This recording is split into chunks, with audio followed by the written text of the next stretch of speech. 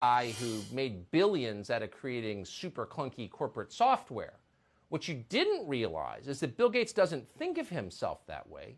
Bill Gates doesn't think of himself as some guy who got super rich making bad software. Bill Gates thinks of himself as God in control of the solar system.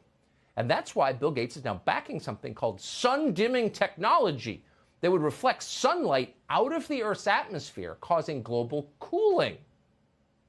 Ooh, that's not fraught with risks. You thought gain-of-function research on pathogens was dangerous. Try that. But that doesn't stop Harvard University.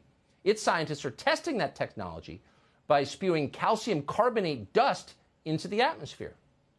Bill Gates is backing the first high-altitude experiment of one radical climate change solution, creating a massive chemical cloud that could cool the Earth. It's called solar geoengineering, and it's highly controversial. It would look something like this. Thousands of planes would fly very high and use nozzles to inject millions of tons of light-reflecting particles into the stratosphere. It would create a thin chemical cloud of those particles around the whole planet, blocking some sunlight from reaching the surface. It would mimic a giant volcanic eruption, which we know cools the Earth. Now, just to restate, Bill Gates is not God. Bill Gates is some kind of weird, socially awkward rich guy who lives in Seattle. He doesn't own the planet, but he's now changing the planet single-handedly. This is not just over his yard in Seattle. This is over your yard and our oceans and the whole planet. Now, according to Forbes, Frank Kutch, who is the project's top investigator, quote, does not know what the results might bring. Oh, just experiment with the globe and find out what happens. It's cool, though. He's a billionaire. Michael Shellenberger is the author of Apocalypse Never, Why Environmental Alarmism Hurts Us All, which it does, as our rivers and oceans get dirtier and no one notices. Michael, it's great to see you tonight. Thanks for having me, Tucker. It's a little alarming to think that someone as myopic and out of touch and totally ideological and weird as Bill Gates thinks he's in charge of the planet. What should we be worried about here? I mean, basically everything. I mean, when I first heard about this over 2 decades ago, this was a thought experiment. But this is real. They're really trying to do this. They've encountered opposition every step of the way.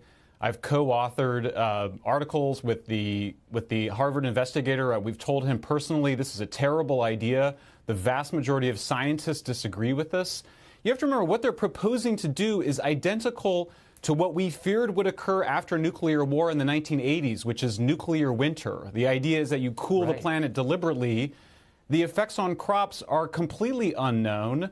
They call this an experiment, but they know that there is no way to figure out what the large-scale planetary effects of this kind of thing would be. It's grossly irresponsible. They know for a fact that they will never get international agreement on this. So they're basically trying to socialize the idea, normalize the idea, make us comfortable with an idea that should make us extremely uncomfortable. Yeah, a guy who cuts his hair with garden shears is now trying to control the solar system.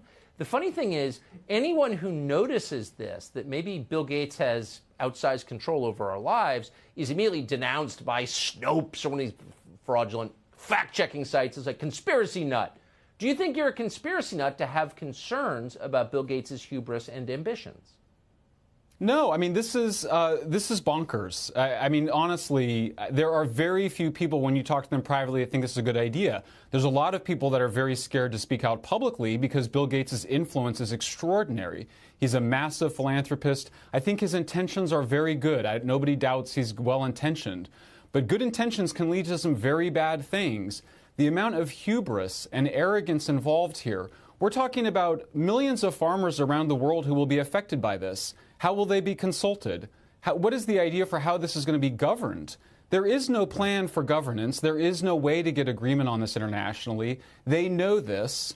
You know, Tucker, the thing is, the trends on climate change, most people don't realize they're going in the right direction. The United States has reduced its carbon emissions by more than any other country over the last 20 years. We've had an extraordinary success in the United States in reducing our air pollution. And now we're faced with the prospects of this radical experiment. If there's one thing we could do to improve our country overnight, it's tax-exempt nonprofits. People like Bill Gates make billions. They die, but they continue to distort our society with these tax-exempt foundations. We should tax them immediately. Pay the rate we pay today. Michael, thank you. Great to see you.